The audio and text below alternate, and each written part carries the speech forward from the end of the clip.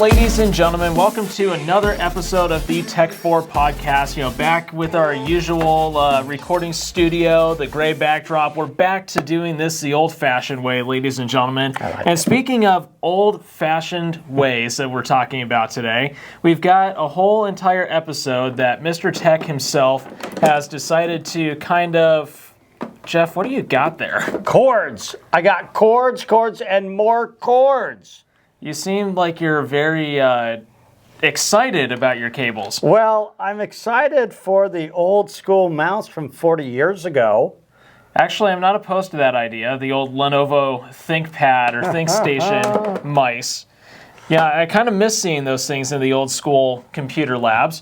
But, we're talking about cables today, and, Jeff has this whole thing where he talks about cutting the cord. Well, guys, we're not talking about cutting the umbilical cord today. We're focusing on cutting your cables and cutting, I guess, fat out of your life, you could say. That's absolutely right. So where in the world do we need to go with this? Yeah, so let's talk about this for a second. So I have been over to thousands of our fellow realtors' homes doing and setting up computers, distributing computers, training on computers. Love computers, love technology. We both do. I'm Mr. Tech and Mr. Junior Tech here. The tech nerd. The tech nerds, right? We're the tech nerds. So anyways, and what I do is, other than training them, I say, by the way, how would you like to save at least $300 to $500 a month? I sound like, give me 15 minutes and I will save you. I'm like Geico. Y'all trying to save 15% or more? And that's kind of what it is. And so they go, and here's the thing, I don't represent any company out there in terms of third-party companies, AT&T, Sprint, T-Mobile. I don't do any of that. I just say I love saving my fellow realtors money, and that's what it comes down to. And I have to tell you, over just the last 2 weeks, the average that I do save people is about $250 to $350, and it's pretty amazing. Wow. Now, the reason is, a lot of these, to be fair, is that the average age of a realtor, according to NAR, is 60 years of age. So, in other words, most people are still doing a lot of old school things like the corded mouse. Don't even worry about all the cords. I'm going to throw them off the table anyways, right? Or the HDMI, or just... Hey, we still use these. Yeah, we actually do still use this, so be careful with that. There are a lot of things that we still do use, but there's a lot of things that you don't need anymore. So a lot of people say, well, how are you going to save me money? And it is all about cutting the cord. So let's talk about this for a little bit. So let's first talk about your internet /TV /old school phone bill.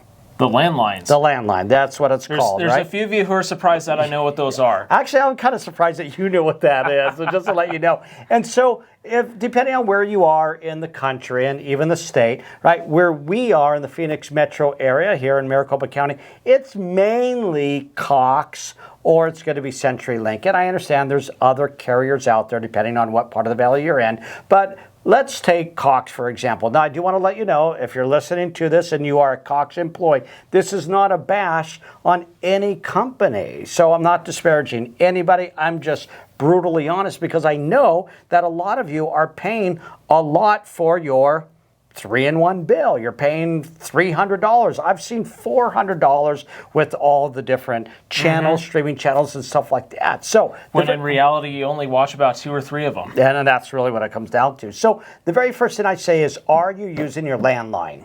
Now, there are people who actually do want a landline. And I'm still a little bit surprised, but I get it. And I go, well, did you know that you can actually get, I read it for this one, not a full landline, but you can get an emergency only number landline where it does not have the FCC fees. It only allows you 30 minutes, which is plenty of time to do what you need to do for emergencies, hopefully for emergencies. So I have to tell you, that really in and of itself will bring down their bill. Even if it's only $25 for a landline, it brings down to like $10. And most people don't know that. So I think that's kind of interesting. But then the next thing I say is, what about your TV? Well, Jeff, don't take away my TV. I'm like, I'm not taking away your TV, but I'm just here to cut the cords so that you can save money there. Have you heard of these things called smart TVs? They're capable now. They are capable, and a lot of them already have it built in. Samsung has its own version, and they all have their own version of the TV, where actually you don't even need to go other places. But you know what? If you do want to go to a third party, so I'll give you some example of the YouTube TV. That's the one that I use personally. Roku has one. There are a lot of third-party companies, things you probably even haven't heard of before, that are going around where you can watch TV, and I mean local channels, right? A lot of people say, well, I never got the local ABC and CBS and NBC and Fox, but you do. You can actually get hyper-local channels, which means that even if you go out of state, and you're at a hotel, you're at an Airbnb, Vrbo, whatever the case may be, you can actually watch your local channels from anywhere in the world, which is pretty cool. Wow, so that means I don't have to adjust the bunny ears on my TV. Yes, I know what those are. I don't have to adjust the bunny ears on top of my TV to get that channel that I want. Right, when you're in New York, to adjust the bunny ears to phone home Arizona. Yeah, that you don't need that anymore. So I love that idea, but here's the thing. Even in my opinion, I think live stream TV, the live channels and things like that, those are starting to become kind of things of the past, very slowly but surely, as these streaming platforms start taking over. So question kind of becomes, not to take you off of your pathway, but how in the world do I pick the right streaming platform for myself? Well, so I want to make sure that we're talking about the same streaming platform, right? Because there's a lot of platforms that do stream, and other than ones that I just talked about, and I don't know if you're talking about specific Max or Disney Channel or Hulu, right? Yes. Which is a whole different story. Yep. And by the way, there's Hulu only, and then there's Hulu Plus TV on top of that. So it makes it really, really confusing. And then I know people who say, well, not only do I have my channels, my local TV channels, but I also have all of those streaming platforms. And guess what? They're back up to $300 a month between everything, which also makes it a little bit scary, right? So, and that's the name of the game, is you want to save money. Those subscriptions can start adding up really, really quickly. Really, really fast, especially with a lot of them coming out with $15.99 a month and $17.99 a month. It's not like your little $5 a month package anymore. It's definitely gone up. No, you're lucky if you're getting the $7.99 with ads. Yeah, that's right. The $7.99 with ads. And by the way, just quick side note, really quick. Once again, I do not work for any cell phone service, so I just want to let you know this up front. But did you know that T-Mobile, out of all of them, actually gives you Netflix for free, which is pretty cool. They also give you AAA, right? I'm not talking about the Alcohol Anonymous. That's, I'm talking about the actual, the Auto Club, where if your car breaks down, you can go ahead and do that as well. So it's pretty cool. They also give you free movies every once in a while, and you go down to the movie theater and actually watch it. So that's kind of cool. Well, you remember way, way back in the day, T-Mobile used to have the T-Mobile TV that you could watch on your phone? Right. One of the bloatware apps that would come installed on your Android device or your iPhone that you got directly from the T-Mobile store? Absolutely, and I do remember that. So that's kind of cool. And actually, since we are talking about kind of T-Mobile, and then let's throw some Verizon in there, remember, those are the only two that actually have their separate box to get high-speed internet. So let's even forget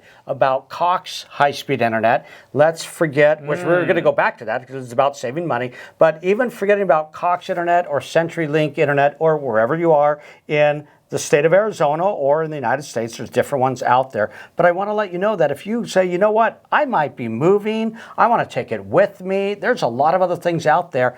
I have to tell you that T-Mobile 5G or the Verizon 5G box, which you can pick up, take anywhere you want, and by the way, those are usually a lot less expensive than the Coxes and the CenturyLinks. And if you want to talk about internet you could take with you, of course, there's Starlinks. Yeah, I was actually just about to Yeah. mention Starlink Yeah. for that matter. Yeah. Probably saw it pulled up on my iPad here, but Starlink, you can get this thing either for your house or for on the go. Right. So for those of you who are in your retirement Camper, years yep. of your real estate career and you've got RVs that you're taking all over the country, Absolutely right. get Starlink on the go. So when you get stuck in the middle of the jungle in Brazil Right. with your RV, you still got your internet and cell connection. That's absolutely right, which is super cool if you think about that. So there's lots of alternatives to the traditional, once again, Cox and CenturyLink to get your internet. Mm-hmm. So, I mean, I'd still argue that Cox is better than CenturyLink in my opinion. But and by the way, Yeah. I fully agree with you there. Fully agree with you digital there. speeds versus DSL speeds. I mean, take your pick. I agree.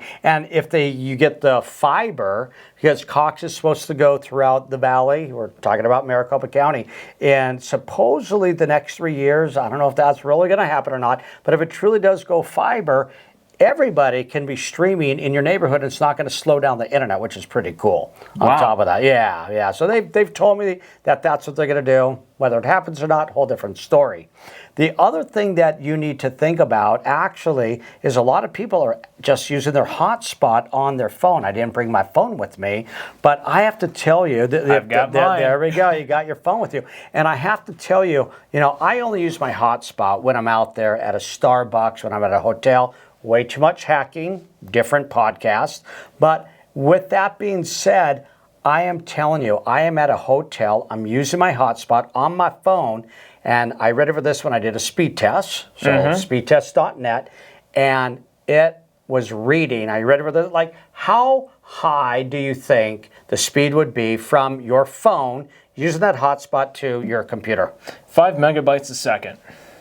5, you mean AOL dial-up speeds? Yes. Yes, okay, and you don't even know what AOL is, and you don't know what dial-up is, but that's Funny, okay. I know what sound it makes. Yeah, you've got mail. Yeah, it's something like that. I was getting 700 meg per second. 700, which is faster than most Cox speeds at the house. Which is mind-blowing because I've got the same cell service you have, and I'm getting a fraction of that on my devices. Oh, so that's weird because I don't pay anymore anything for that service. might have to do some dissecting into what's going on Do with my some dissecting situation. because I took a screenshot of it. I'm like, oh my, there's no way. But I'm telling you, it was that fast. And I can't remember because I travel a lot, but I was in a different state and I was getting super high speed. So now, basically, I just use my hotspot from my phone and then I know I'm not going to get hacked. Yeah, you've done that in front of me too. Yeah, I have done it in front of you because it's super important. So anyway, so that's some ways to save the money. Now let's talk about the actual internet because the only thing you do need is you have to have internet to basically fuel that TV and to fuel the different streaming services. So you're going to need internet one way or another, and whether that be through Starlink, whether that be through the T-Mobile box that we just talked about, the Verizon box, through your hotspot if you really wanted to, although you probably don't want to go that route to power your whole house, but I guess you could. Your battery's going to drain pretty quick. Oh, yeah. And it might slow down the speed a little bit, but you could. But you're probably going to need high-speed internet one way or another. And so You can't really survive without it in the U.S. It's at this really point. hard to survive without internet, right? So I'm going to highly recommend that you look at what you're paying. I ask people when I go over there, I go, how much do you pay?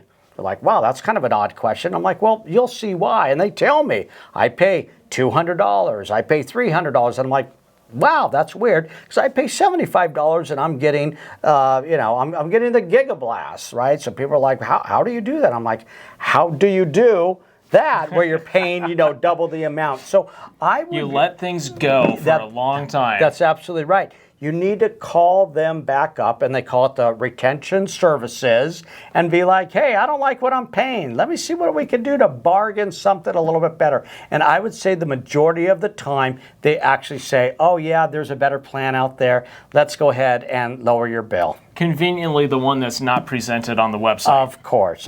And it happens every time. And remember, when you call them back up, they're going to say, after you tell them you don't want any more cable TV, after you tell them you don't want a landline, they will talk you, or at least try to talk you out of it, make sure you say no, no, and double no. So that's going to be important. I only want my internet, but you're streaming. You're like, no, don't worry, that's exactly what I want. And let me tell you something, most of the packages that they offer, you don't have to get the full terabyte, right? You can get a half a terabyte, something like that. They have 2 terabyte. I don't know if you knew that, but they have 2 terabyte now. And so it goes super, super fast. But even if you hook that up to your TV, I want to let you know it throttles it down. So you're not going to get 2 terabyte of speed on your TV on top of that. Yeah, there's this thing called bottlenecking. You know, things can only go as fast as the slowest link. That's exactly what it is. But let me tell you something. You hook that up to your computer, and it's going to be super fast. Unless you've got a PC. Da-da-da. Right, I heard that one, right? I'm going to smack you after class. That's all right. I do want to let you know that with all of the new contraptions that are out, with all the new high-speed internet that you have, I have to tell you, there's a really good chance you're going to have to update the machinery as well. You can have the fastest internet in the world, but if the modem does not accept that fast of a speed, it's going to throttle it down.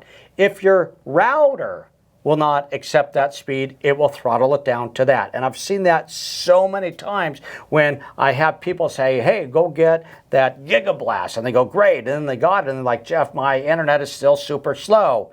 And then I look at their 1998 modem. That's what it is their modem from whatever. And then they go, oh my gosh, so we have to upgrade everything. It's going to be the first thing. The other thing that I want to mention to you, as you could tell, I'm like passionate. I'm passionate about all of our podcasts, but especially... He's done this a few times. Yeah, I've done this a few times. But the other thing is make sure you do not rent any equipment. That's the other thing that I want to mention to you, right? A lot of times, Cox and CenturyLink, but I know Cox really well, right?